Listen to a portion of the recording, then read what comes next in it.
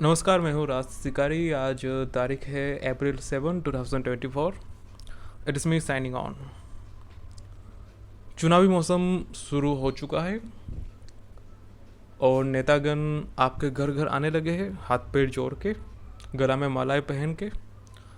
और जो लोग नहीं आ सकते घर पे, जैसे कि जो बड़े लेवल पे है, यानी कि किसी एक एरिया विस्तार से या जिले से नहीं है, जो कि बहुत बड़े लेवल पे चुनाव लड़ते हैं, जैसे कि मुख्यमंत्री के पोस्ट पे या प्राइम मिनिस्टर के पोस्ट पे,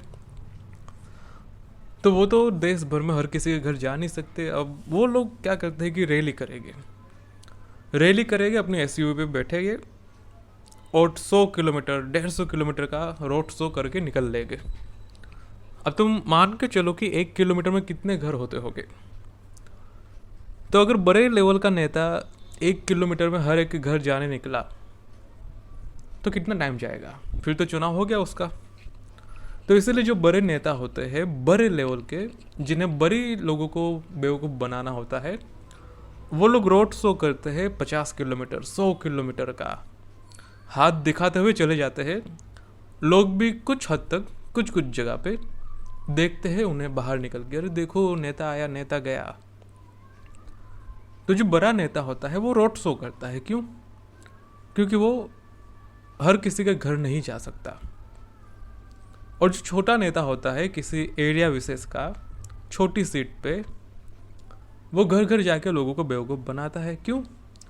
क्योंकि अगर वो रोड शो करने निकलेगा तो वो रोड शो करते करते दूसरे नेता की सीमा में चला जाएगा। तो इसीलिए ये एक पॉलिटिक्स होती है, जब नेता आपके घर आए या रैली में से एसयूवी पे चढ़ के हाथ दिखाता हुआ चला जाए, इसके पीछे पॉलिटिक्स होती है। तो यहाँ पे ये नेता का तो अपनी आप में अपना गणित है, मगर देश की जनता, जो कि बेचारी बहुत ही मासूम कह सकते हैं, जब नेता उनकी गली में आता है या उनके घर पे आता है या उनके साथ फोटो खिंचवाता है, तो देश की जनता बेचारी बहुत मासूम जो होती है वो बहुत खुश हो जाती है कि फलाना नेता फलाना मंत्री हमारे घर पे आए थे, हमारे साथ फ़ोटो खिंचवाई, हमारे साथ चाय पी, हमारे घर पे खाना खाया। लोग एकदम खुशी के मारे जैसे क्या ही मिल गया। नेता आता है, फ़ोटो खिंचवाता है, प्रचार करता है और निकल लेता है अपने घर पे। मगर मुझे हैरानी होती है इस देश की मासूम जनता को देख के। जो नेता 5 साल तक आपकी खबर पूछने नहीं आया, वो एक दिन आपके घर पे चाय पीने क्या आ जाता है कि आप लोग खुश हो जाते हैं। चलो, आपकी खुशी का बहाना कुछ ना कुछ तो होना चाहिए, मगर यही चीज़ तुम करके देखो। तुम कभी नेता के घर पे जाके मिलो उनसे। तुम कभी नेता के घर पे जाओगे तो बाहर उसका सिक्योरिटी वाला आपके सारे कपड़े खोल के उससे चेक करेगा, आपका आईडी कार्ड, वोटर कार्ड, लोरा कार्ड, सब कुछ आपसे चेक करके कहेगा कि ठीक है, हम नेताजी से बात करते हैं कि आपको मिलने दिया जाए कि नहीं। फिर नेताजी से बात होगी कि सर आपसे कोई मिलने आया है। नेता चाहे तो मिलेगा या तो नहीं मिलेगा, सीधी सी बात है। तो अगर तुम नेता के घर पे जाओगे तो तुम्हारे साथ ये बर्ताव होगा।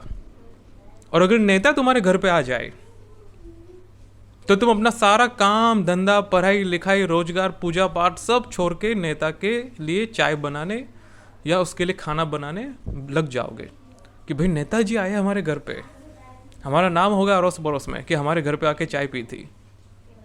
तो ये जो मानसिकता है हमारे देश के युवाओं की, देश के लोगों की, इसमें सुधार आना जरूरी है।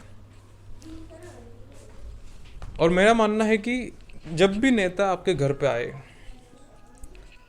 उससे पूछना चाहिए, जो कि मेरा मानना है कि लोग नहीं पूछेंगे। क्यों नहीं पूछेंगे? क्योंकि लोग सहम जाते हैं, लोग डर जाते हैं कि अगर नेता से 2 सवाल पूछ ले तो वो क्या सोचेंगे, हमारे सामने कोई कार्यवाही ना करते, हमें किसी तरीके से परेशान ना किया जाए। ये होता है। तो कोई भी आम नागरिक नेता से नहीं पूछेगा कि भाई 5 साल क्या किया तुमने। लोग चुप रहने में भलाई समझते हैं, और यही बर्बादी है लोकतंत्र की, कि लोग काम की चीज़ें नहीं पूछेंगे, लोग चुप रह जाएंगे। जब आप चुप रह जाएंगे, नेता आपके घर पे आएगा, चाय पिएगा और चला जाएगा, और आप हिसाब नहीं मांगेंगे तो आपको देख के बाकी सारे लोग भी चुप ही रहेंगे, कोई नहीं मांगेगा। और यही प्रॉब्लम है लोकतंत्र में, क्योंकि लोकतंत्र और संविधान किसी को ऊपर नीचे नहीं बिठाता। रिस्पेक्ट अपनी जगह पे है, मगर सर पे बिठाना एक अलग चीज़ है। डेमोक्रेसी की ये सबसे अच्छी चीज़ है कि यहाँ पे किसी को सर पे नहीं बिठाया जाता। आप रिस्पेक्ट करिए, मगर ना तो कोई ऊपर है ना तो कोई नीचे है।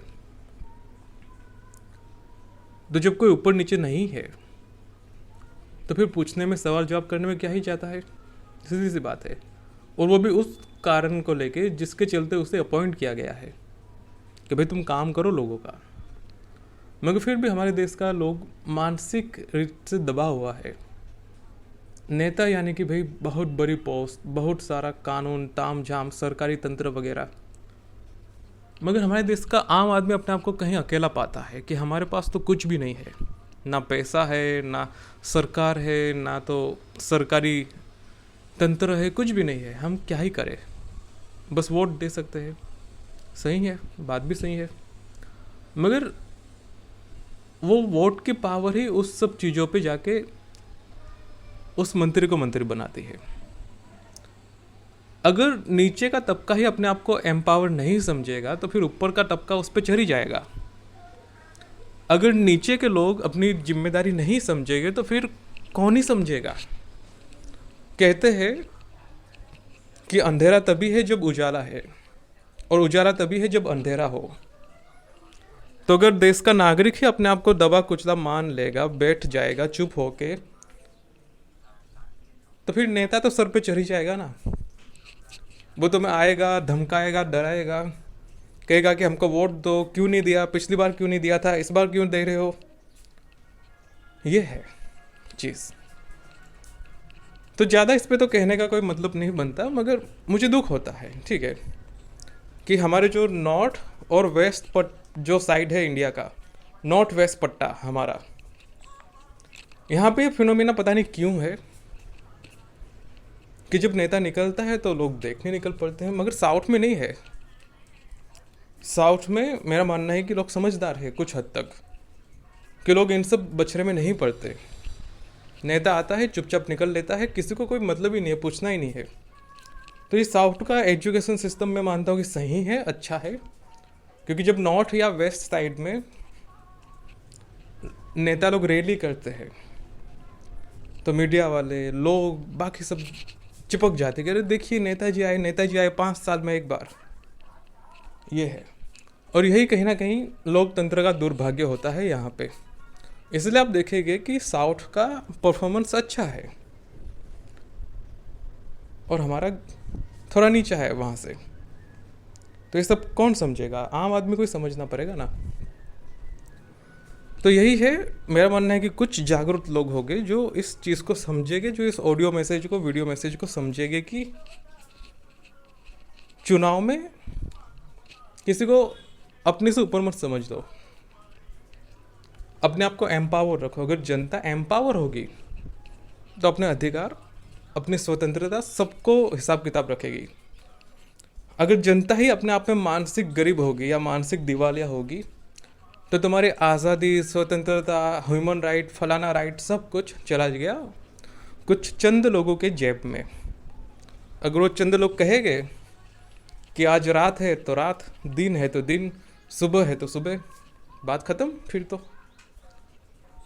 कल से वो कहेंगे कि तुम्हें पैदल ऑफिस जाना है तो तुम पैदल निकल लोगे, बसें बंद, कार बंद, टैक्स 50%, ऐसे कुछ ना कुछ उल झुल फैसले लिए जाएंगे। अगर तुम मानसिक रूप से गरीब रहोगे तो, अगर तुम मानसिक रूप से गरीब गुलाम बनी जाओगे तो फिर शारीरिक रूप से बनने में देर नहीं लगती।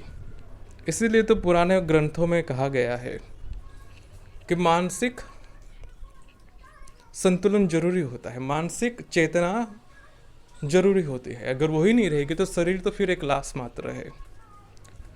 तो इसी के साथ मैं अपनी वाणी को विराम दूंगा। आशा करता हूँ कि कुछ समझदार लोग होंगे जो समझेंगे। So it is me signing off.